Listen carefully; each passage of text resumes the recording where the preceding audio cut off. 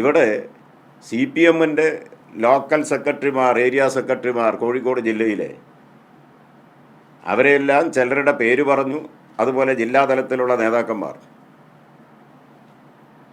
ചില പാർട്ടി സെക്രട്ടറിമാരെ പേരെടുത്ത് പറഞ്ഞു നേതാക്കന്മാരുടെ. ഇതൊക്കെയാണ് ചില നേതാക്കന്മാർ, ജില്ലയിൽ തന്നെ ഉള്ള ചില നേതാക്കന്മാരാണ്. ഞാനൊരു കാര്യം പറഞ്ഞേക്കാം സി പി എമ്മിന് വേണ്ടി, ഞങ്ങൾ ഈ നില ഒരിക്കലും സ്വീകരിക്കില്ല. എന്നാൽ സതീശനും സുധാകരനും എല്ലാം ഇങ്ങനെ പലതും പറയും. അത് കേട്ട്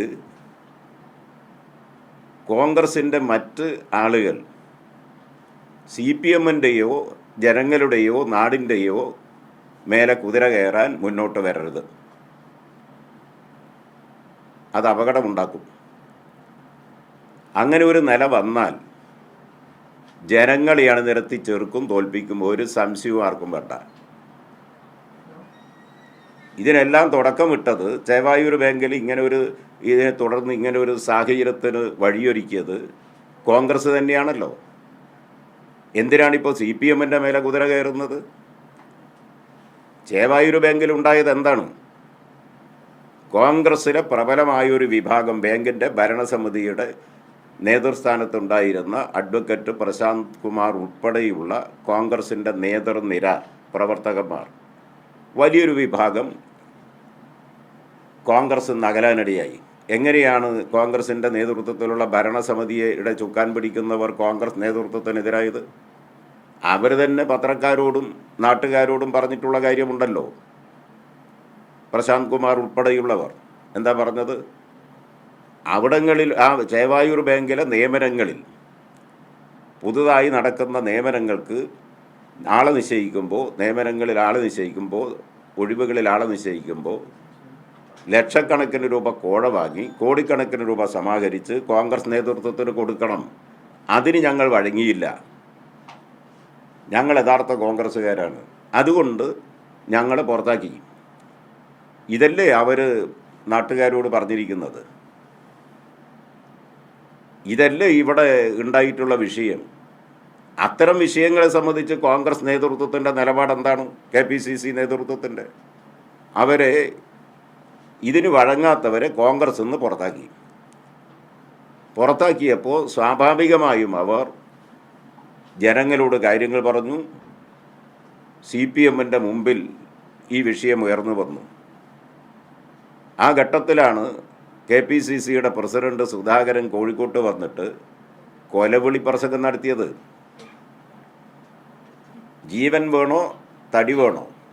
നിങ്ങളെല്ലാം അത് റിപ്പോർട്ട്, ചിലരെല്ലാം അത് തമസ്കരിച്ചു, ചിലർ പേരിനെങ്കിലും അത് കൊടുക്കാൻ നിർബന്ധിതമായി. ഇത് വേറെ ആരെങ്കിലുമാണ്, ഏതെങ്കിലും ഒരു സി പി എമ്മിനോട് ഒരകന്ന ബന്ധമുള്ളവരുടെ ഒരു അയൽവക്കത്ത് താമസിക്കുന്ന ഒരാളാണ് ഇങ്ങനെ ഒരു പ്രസംഗം നടത്തിയതെങ്കിൽ എന്തായിരുന്നു ചില മാധ്യമങ്ങളുടെ അവസ്ഥ?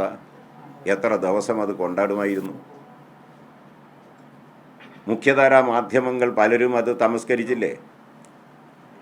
ജീവൻ വേണോ തടി വേണോ? ശൂലം ഏത് ഭാഗത്തു നിന്നാണ് വരുന്നതെന്ന് അറിയില്ല. എന്താ ഇത്? വെള്ളരിക്ക പട്ടണമാണോ?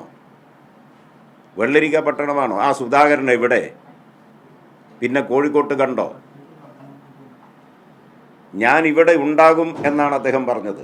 ഏത്? എല്ലാ അക്രമത്തിനും നേതൃത്വം കൊടുക്കാൻ. അങ്ങനെ പറഞ്ഞില്ലെങ്കിലും ധ്വനി അതാണ്. ഞാൻ ഇവിടെ തന്നെ ഉണ്ടാകും അന്നേ ദിവസം എന്നാണ്. ഞങ്ങളാരും സി പി എമ്മാരും അക്രമത്തിനോ അല്ലെങ്കിൽ വഴിവിട്ട ഏതെങ്കിലും നടപടിക്കോ ഞങ്ങൾ എവിടെയും പോയിട്ടില്ല. ഇന്നിപ്പോൾ ഇവരുടെ വെപ്രാളം എന്താണ്?